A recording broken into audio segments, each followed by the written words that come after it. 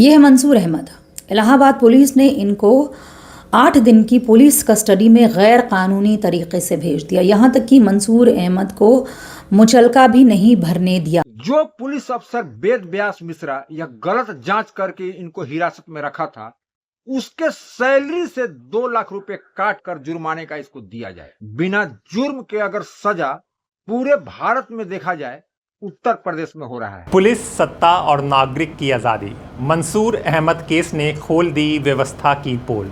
नमस्कार दोस्तों, मेरा नाम हैदर अब्बास नकवी है और आप लोग मुझको इस वक्त दा स्वतंत्र पर देख रहे हैं। सोचिए, एक सुबह पुलिस आपके घर आए, आपको उठा ले जाए, आपके खिलाफ कोई मुकदमा साबित ना हो, आपको ज़मानत भरने का मौका तक ना दिया जाए और आप अगले 8 दिन जेल में बंद रहें।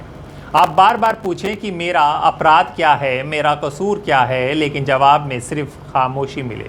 फिर 2 साल बाद अदालत कहे आपके साथ जो हुआ वो पूरी तरह गैर कानूनी था।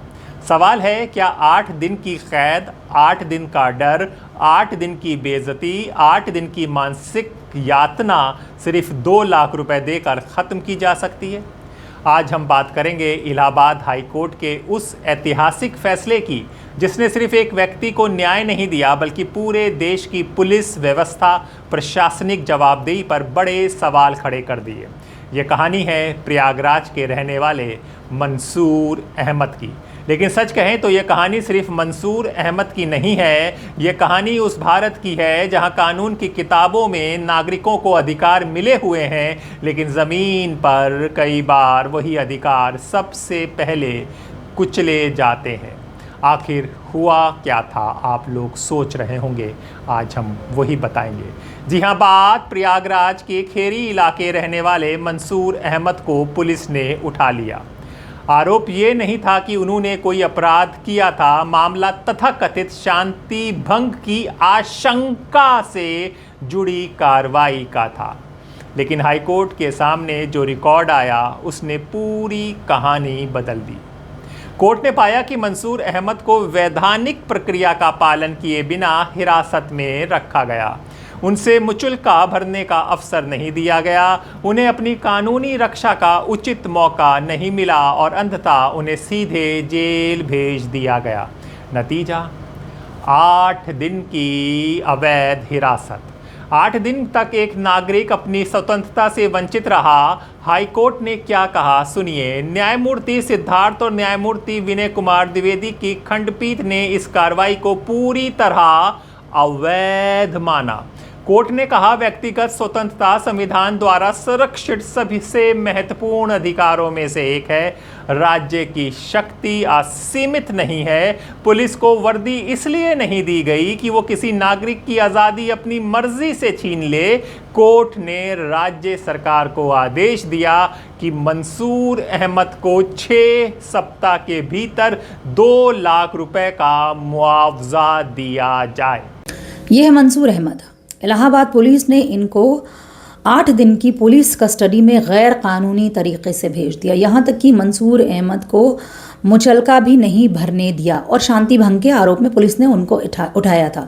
जिसके बाद मंसूर के परिवार ने याचिका दायर की, शिकायत किया और अदालत का फिर फैसला आया। जस्टिस सिद्धार्थ और जस्टिस विनय कुमार द्विवेदी की खंडपीठ ने फैसला सुनाया कि गैर कानूनी तरीके से न्यायिक हिरासत में भेजा गया है, लिहाजा अब 2 लाख रुपए का मुआवजा 6 हफ्ते के अंदर मंसूर अहमद को मिलना चाहिए और ये जो मुआवजा है वो एसीपी की सैलरी से कटेगा।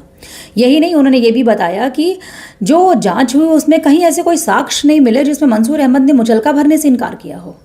लेकिन सबसे महत्वपूर्ण बात ये थी कि ये पैसा सरकारी खजाने से नहीं जाएगा।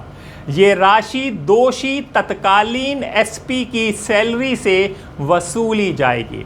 यानी पहली बार अदालत ने साफ संदेश दिया कि यदि कोई अधिकारी कानून तोड़ेगा तो उसकी व्यक्तिगत जवाबदेही भी तय होगी। ये फैसला इतना महत्वपूर्ण क्यों है? क्योंकि भारत में अक्सर होता क्या है, जब कोई अधिकारी गलत कार्रवाई करता है तो नुकसान नागरिक झेलता है, लेकिन भुगतान जनता के टैक्स के पैसे से होता है। गलती किसी अधिकारी की, जी हां, सजा जनता के पैसे की, लेकिन इस फैसले ने इस व्यवस्था को चुनौती दी है। प्रयागराज में एक ऐसा मामला सामने आया है जिसमें 8 दिन एक मंसूर अहमद नाम के आदमी को अवैध हिरासत में रखा गया। इलाहाबाद हाई कोर्ट ने सरकार को इस पर फटकार लगाई और यह आदेश दिया, जो पुलिस अफसर वेद व्यास मिश्रा यह गलत जांच करके इनको हिरासत में रखा था, उसके सैलरी से 2 लाख रुपए काट कर जुर्माने का इसको दिया जाए। बिना जुर्म के अगर सजा पूरे भारत में देखा जाए, उत्तर प्रदेश में हो रहा है। हो सकता है बहुत सारे गलत हो, लेकिन हर इंसान गलत नहीं है। तो जबरदस्ती किसी को फंसाना, और ऊपर से ये लोग कहते हैं कि राम राज्य है। बड़ी रामराज चला रहे हो भैया आप लोग। कोर्ट ने कहा कि जिम्मेदारी उसकी होगी जिसने अधिकारों का दुरुपयोग किया, ये ही असली जवाबदेही है। लेकिन कहानी दोस्तों यहीं ख़त्म नहीं होती। सुनिए सबसे चौंकाने वाला हिस्सा। मामले की सुनवाई के दौरान अदालत के सामने ऐसे आंकड़े आए जिन्होंने पूरे सिस्टम पर सवाल खड़े कर दिए। रिकॉर्ड के अनुसार 2024 में 283 लोग, 2025 में 1321 लोग और 2026 में अब तक 721 लोग ऐसी एहतियाती कार्रवाई के तहत हिरासत में लिए गए। कुल मिलाकर 2325 लोग।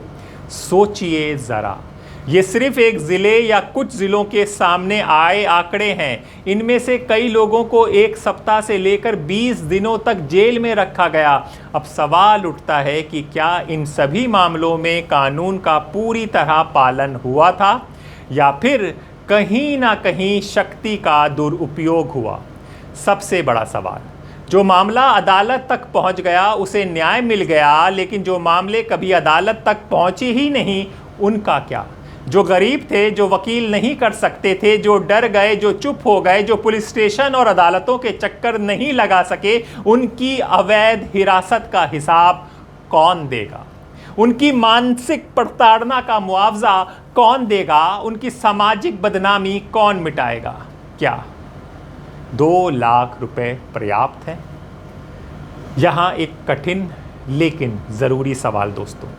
हाई कोर्ट का फैसला निश्चित रूप से सराहनीय है, लेकिन क्या 2 लाख रुपए किसी व्यक्ति के 8 दिन वापस ला सकते हैं? क्या उसके परिवार के डर को ख़त्म कर सकते हैं? क्या ये उसकी सामाजिक प्रतिष्ठा लौटा सकते हैं? क्या ये उस मानसिक तनाव की भरपाई कर सकते हैं जो उसने जेल में झेला? दोस्तों शायद नहीं। इसलिए बहुत से लोग कह रहे हैं कि आर्थिक मुआवजा ज़रूरी है लेकिन पर्याप्त नहीं।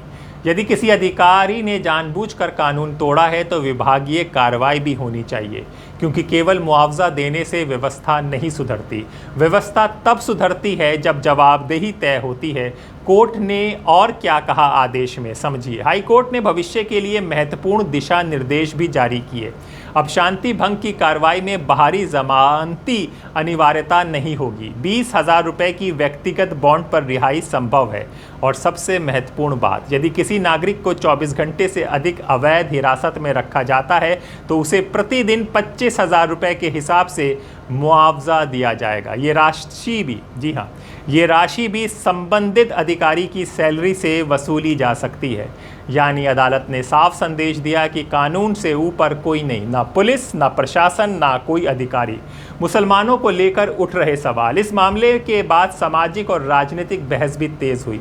कई मानव अधिकार कार्यकर्ताओं का कहना है कि पिछले कुछ वर्षों में मुसलमानों के खिलाफ पुलिस कार्रवाई को लेकर गंभीर सवाल उठे। बिल्डोजर कार्रवाई से लेकर हिरासत और गिरफ्तारी तक कई मामलों में अदालतों को हस्तक्षेप करना पड़ा। ये बहस किसी धर्म विशेष को विशेषाधिकार नहीं देने की है।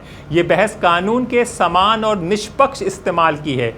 यदि कोई दोषी है तो कानून अपना काम करे, यदि कोई निर्दोष है तो उसकी आज़ादी भी उतनी पवित्र है जितनी संविधान में लिखी गई बातें। असली मुद्दा धर्म नहीं अधिकार है। आज मंसूर अहमद हैं, कल कोई और हो सकता है।